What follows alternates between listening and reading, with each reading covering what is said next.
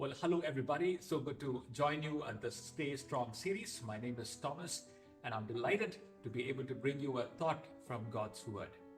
Christopher J. H. Wright has written the book called The Missions of God. It is a book that is used by a lot of seminaries around, a lot of people, a classical book. In this book, he makes distinction between the mission of God and the missions of God. Mission, which is singular, missions, which is plural. And he says mission is that of God. And in mission, it involves the whole God's idea of redemption for humanity and creation. Missions, which is plural, is activities that are undertaken by the church. So there is mission of God, and there are missions that are undertaken by the church. Now, very many times within the church context, we think, well, if we have gone and saved souls and we have brought them to the church, we have done the mission of God. Well, yes, saving souls is a part of the missions of God, but this is not the entire mission of God. It's just a part of it. In Colossians chapter 1, Apostle Paul talks about the mission of God. He says the mission of God is to reconcile all things to himself. Everything to himself.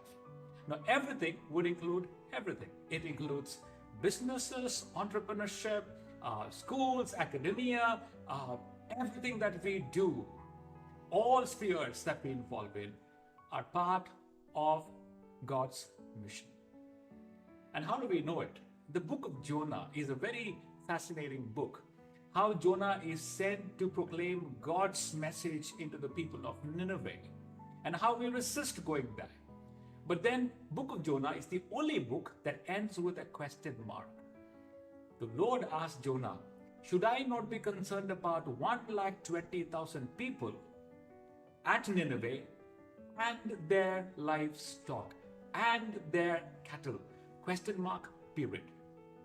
God is not only concerned about 120,000 people at Nineveh, God is also concerned about the cattle and the livestock in Nineveh. That tells us that God's mission is far more greater than what we think or imagine. It is to reconcile everything to himself.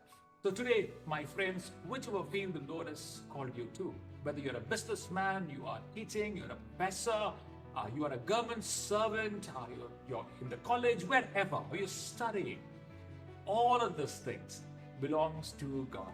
And we are called to reconcile all things unto him, including the injustices that we see, systemic injustices that we see around us. May the Lord truly equip you to do that, to involve in the mission of God, which is God's. And it's a privilege that we get to partner with the Lord. There is this famous quote by Abraham Kuyper.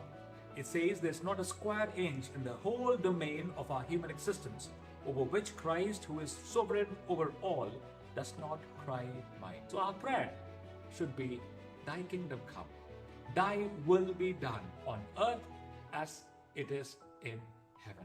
What a privilege to be involved in the mission of God, to co-partner with him, to be co-laborers with the Lord, to reconcile all things to himself.